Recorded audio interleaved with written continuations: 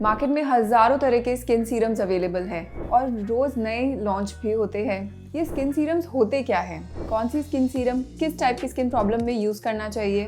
कौन सा skin serum आपकी स्किन के लिए सूटेबल होगा? ये और कई और स्किन सीरम रिलेटेड क्वेश्चंस हम आज इस वीडियो में आंसर करने वाले हैं, तो ज़रूर इस वीडियो को एंड तक देखिए।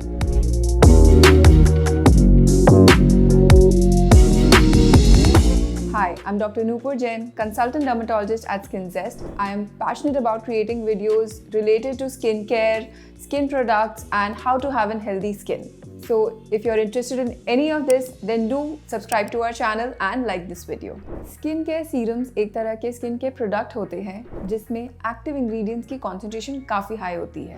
एक्टिव इंग्रेडिएंट्स वो इंग्रेडिएंट्स हैं या फिर वो पार्ट है आपके स्किन के प्रोडक्ट के जो कि आपके स्किन कंसर्न्स पे वर्क करने में हेल्प करते हैं। अगर हम क्रीम्स या लोशन से कंपेयर करें, क्रीम्स और लोशंस में कॉन्सेंट्रेशन उतनी हाई नहीं होती है, इसीलिए वो टारगेटेड ट्रीटमेंट नहीं कर पाते हैं, जबकि सीरम्स में कॉन्सेंट्रेशन इतनी हाई पाई जाती है एक्टिव इंग्रेडिएंट्स की कि वो आपके स्किन कंसर्न्स को एड्रेस करने में हेल्प करते हैं। स्किन सीरम्स लाइटर फॉर्मुलेशन होते हैं, वो काफ़ी लाइट फील करते हैं स्किन पे, उनकी बहुत कम क्वांटिटी ही मैजिक दिखा देती है जो कि आपके स्किन कंसर्न्स में आपको कुछ ही महीनों में आपको काफ़ी रिजल्ट नज़र आएगा। स्किन केयर सीरम्स थोड़े एक्सपेंसिव भी होते हैं अगर हम क्रीम्स या लोशन से कंपेयर करें, but it is important that we invest in good quality serums so that we are able to see the results that we are actually looking for from our skin care products. अब अलग अलग skin type और अलग अलग skin concerns के लिए अलग अलग स्किन सीरम्स पाए जाते हैं। तो चलिए बात करते हैं कुछ अलग अलग skin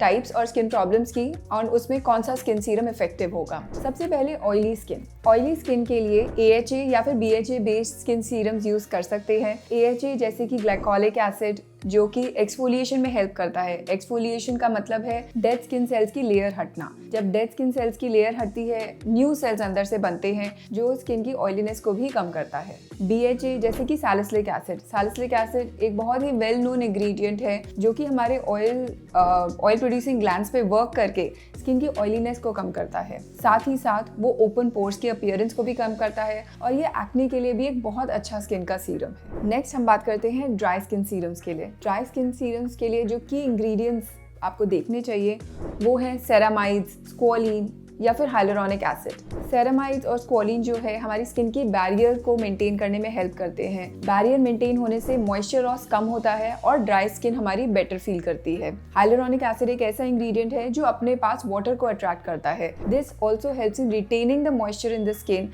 and taking care of dry skin, making it feel well hydrated and well moisturized. जिन लोगों की स्किन सेंसिटिव होती है या फिर जो स्किन रेड जल्दी हो जाती है या इरिटेट जल्दी हो जाती है, उनके लिए सबसे पहले किसी भी स्किन सीरम यूज़ करने से पहले ज़रूरी है ये जानना कि उन्हें स्किन पे एक्सपेरिमेंट बिल्कुल नहीं करना चाहिए। अगर आपके फ्रेंड्स 10 तरह के सीरम्स ट्राई करते हैं, उनको अच्छा रिजल्ट आता है, ज़रूरी नहीं है कि वो आपके स्किन पे सूट करेगा। तो कभी भी एक्सपेरिमेंट ना करें, ट्राई करें, उन्हीं प्रोडक्ट्स को यूज़ करें जो आप पहले यूज़ कर चुके हैं और जो आपकी स्किन पे सूट किया है। नियासिनामाइड एक ऐसा इंग्रेडिएंट है जो सेंसिटिव स्किन में बहुत अच्छा वर्क करता है। So that's the key ingredient that you should look for if you have sensitive skin. अब हम बात करते हैं कुछ अलग अलग स्किन कंसर्न्स की। अगर आपके स्किन में पिगमेंटेशन है या फिर डार्क स्पॉट्स हैं जो कि एक्ने से रह गए हैं या और किसी चीज से रह गए हैं, तो उनके लिए जो की इंग्रेडिएंट्स आपको देखने चाहिए वो है kojic acid, alpha arbutin and vitamin C। Kojic acid tyrosinase enzyme को इनहिबिट करता है। टायरोसिनेज एंजाइम वो एंजाइम है जो कि मेलानिन प्रोडक्शन को बढ़ाता है। तो जब मेलानिन प्रोडक्शन हमारी स्किन में कम होती है तो हमारे डार्क स्पॉट्स भी लाइट होते हैं। साथ ही साथ विटामिन C एक ऐसा इंग्रेडिएंट है जो कि एज एन एंटीऑक्सीडेंट भी वर्क करता है और साथ ही साथ स्किन की डलनेस को भी कम करता है। So vitamin C serums should be added in your routine if you are suffering from hyperpigmentation. Third is alpha arbutin. Alpha arbutin also works on the tyrosinase enzyme and by working on that it helps in reducing the melanin content. Next बात करते हैं ageing skin, जो कि आजकल बहुत ही common problem है और उसके लिए काफ़ी हमारे पास पेशेंट्स आते हैं कि हम क्या अपने स्किन केयर रूटीन में ऐड करें as an anti ageing ingredient. So few ingredients which work very well as anti ageing. एक है रेटिनॉल। रेटिनॉल जो है हमारी स्किन में कोलाजन सिंथेसिस को बढ़ाता है, स्किन सेल्स की टर्नओवर रेट को बढ़ाता है, by virtue of which it helps in anti ageing. It helps in promoting collagen synthesis in the skin जो कि skin tightening, pour tightening and anti ageing में हेल्प करते हैं। उसके अलावा vitamin C also has anti ageing properties. आप vitamin C को भी ऐड करिए अपने स्किन केयर रूटीन में अगर आप एक एंटी एजिंग प्रोडक्ट ऐड करना चाहते हैं। Third, you can add peptides. Peptides are building blocks for proteins. Age के साथ जो हमारा लॉस ऑफ प्रोटीन होता है स्किन में, उसको कॉम्बैट करने के लिए पेप्टाइड सीरम्स बहुत हेल्पफुल होती हैं। उसके अलावा काफ़ी सारे सीरम्स आजकल ग्रोथ फैक्टर्स और स्टेम सेल्स भी उसमें एडेड होते हैं, तो ये वाले सीरम्स भी आप ऐड करें जिससे कि आप एंटी एजिंग बेनिफिट पा सकते हैं और आपकी स्किन रिजुविनेटेड और फ्रेश लग सकती है।